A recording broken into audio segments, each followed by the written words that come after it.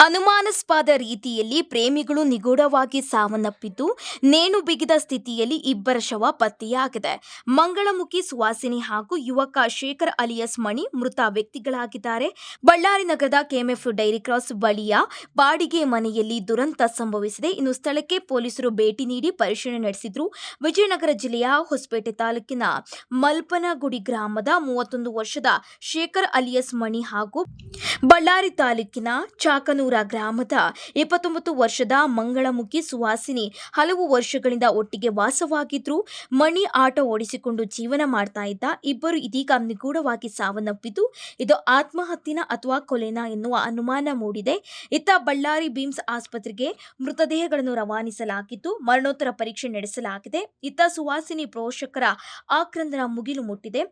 ಹಣಕ್ಕಾಗಿ ಜೊತೆಗಿದ್ದ ಮಣಿಯೇ ಸುವಾಸಿನಿಯನ್ನು ಕೊಂದಿದ್ದಾನೆ ಎಂದು ಆಕೆಯ ಪೋಷಕರು ಆರೋಪ ಮಾಡ್ತಾ ಇದ್ದಾರೆ. ಪ್ರೀತಿ ಪ್ರೇಮ ಅಂತ ಹಿಂದೆ ಬಿದ್ದು ಸುವಾಸಿನಿಯನ್ನು ಕೊಲೆ ಮಾಡಿ ಶೇಖರು ನೇಣು ಹಾಕೊಂಡಿದ್ದಾನೆ ಅಂತ ಕೆಲ ಮಂಗಳಮುಖಿಯರು ಕೂಡ ಆರೋಪ ಮಾಡಿದ್ದಾರೆ.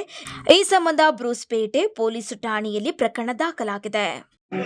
ನನ್ನ ಹತ್ರ ಬಂದು ಒಂದು 14 ವರ್ಷ ಆಯಿತು. ಫಸ್ಟ್ ನನ್ನ ಹತ್ರನೇ ಬಂದು ಆಮೇಲೆ ಕರ್ನೂಲು, ಬೆಂಗಳೂರು ಅಲ್ಲಿ ಇಲ್ಲಿ ತಿರುಗಾಡಿ ನನ್ನ ಹತ್ರ ಬಂದು ಇವಾಗ 2 ವರ್ಷ ಆಯಿತು. ಮತ್ತೆ ಬಂದಮೇಲೆ ಇವನು ಜೊತೆ ಆಗಿದ್ದ, ಯಾರು ಇವಾಗ ಸತ್ತಿರೋ ಶೇಖರ್ ಅಲಿಯಾಸ್ ಮಣಿ, ಅವನ ಜೊತೆಲಿ ಇದ್ಮೇಲೆ ಈ ಥರ ಸುಮಾರು ಸತಿ ಜಗಳ ಆಗಿದ್ದಾವೆ. ಹಂಪಿ ಸ್ಟೇಷನಲ್ಲಿ, ಆಮೇಲೆ ಟೌನ್ ಸ್ಟೇಷನಲ್ಲಿ, ಅವ್ರ ಊರಲ್ಲಿ ಪಂಚಾಯತಿ ಮಾಡಿದ್ದೀವಿ. ಅಲ್ಲಿಗೆ ಬಗೆಹರಿತು ಬಿಡ ಅಂದ್ಕೊಂಡಿದ್ದೀವಿ. ಆದರೆ ಈ ಥರ ಮಾಡ್ಕೊತಾರ ಅಂಥೇಳಿ ನಮ್ಮ ಕನಸಲ್ಲಿ ಇದ್ದಿಲ್ಲ. ನನ್ನ ದೊಡ್ಡ ಮಗಳು ಅವಳು ಸುವಾಸಿನಿ. ಈ ಥರ ಆಗುತ್ತೆ ಅಂತ ನಿಜವಾಗ್ಲೂ ದೇವರಾಣೆ ನಮಗೆ ಗೊತ್ತಿಲ್ಲ. ನನ್ನ ಕೈಯೇ ಮುರಿದೋದಂಗೆ ಆಗ್ಬಿಡ್ತು. ಇಲ್ಲಿಗೆ ಯಾವಾಗ ಬಂದ್ರ ಬಳ್ಳಾರಿಗೆ ಅವರು? ಸೋಮವಾರ ದಿನ ಬಂದಿದ್ದಾರೆ. ಹಂಪಿ ಉತ್ಸವದಲ್ಲಿ ಕಲೆಕ್ಷನ್ ಮಾಡಿದ್ದೀವಿ ಎಲ್ಲರೂ. ನಾನು ಗೋಬಿ ಅಂಗಡಿ ಹಾಕಿದ್ದೆ.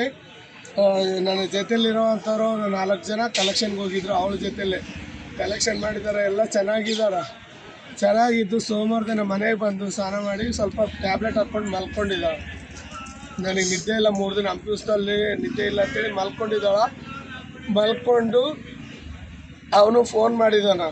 ಯಾರು? ಶೇಖರ್ ಅಲಿಯಾಸ್ ಮಣಿ ಫೋನ್ ಮಾಡಿ ಇಲ್ಲ ನೀನು ಬರಲೇಬೇಕು ಇವಾಗ, ಅದು ಇದು ಏನೋ ಬೇರೆ ಲ್ಯಾಂಗ್ವೇಜಲ್ಲಿ ಮಾತಾಡಿದಾನಂತೆ. ನನಗೂ ಗೊತ್ತಿಲ್ಲ. ನಿನ್ನೆ ಮಧ್ಯಾಹ್ನ 4 ಗಂಟೆಗೆ ನನಗೆ ಗೊತ್ತಾಗಿರೋದು ಸುವಾಸಿನಿ ಫೋನ್ ಎತ್ತುತ್ತಾ ಇಲ್ಲ.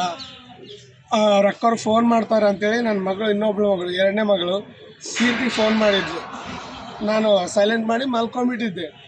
ಆಮೇಲೆ ಕೆಳಗಡೆ ಬಂದು ನಾನು ಮಂಚದ ಮೇಲೆ ಮಲ್ಕೊಂಡಾಗ ಅಮ್ಮ ಸುವಾಸಿನಿ ಫೋನ್ ಎತ್ತಲ್ಲ ಅಂದಾಗ ಫಸ್ಟು ಹೋಗೋಣ ನಡ್ರಿ ಅಂತಂದು ಹೇಳಿ ಒಂದು ಕಾರ್ ಮಾಡಿಕೊಂಡು ನಾನು ಇಲ್ಲಿ ಬೈಲರ್ಗೇರಿ ಹತ್ರ ಇದ್ದಾಗ ಅವ್ರ ತಮ್ಮ ವಿಜ್ಜಿ ನನ್ನ ಮಗಳ ಮೊಬೈಲಿಗೆ ಫೋನ್ ಮಾಡ್ದ.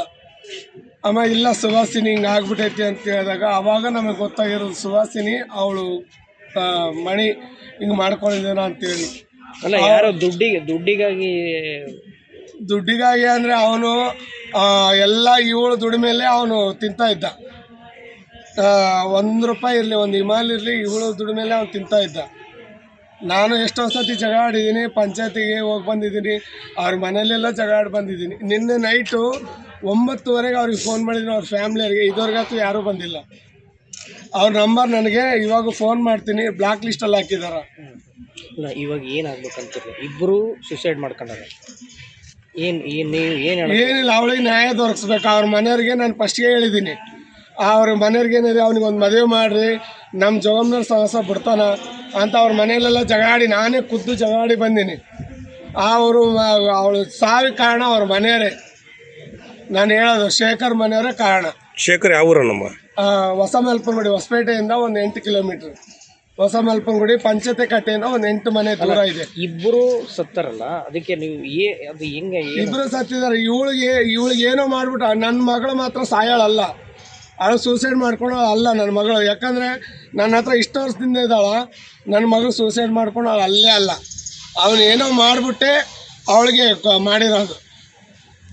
ಅವಳಿಗೆ ಮಾಡಿದಾನಲ್ಲ, ಮಾಡಿಬಿಟ್ಟು ನನಗೇನಾದರೂ ಮಾಡ್ತಾರೆ ಅಂತೇಳಿ ಅವ್ನು ಮಾಡ್ಕೊಂಡಿದ್ದಾನೆ.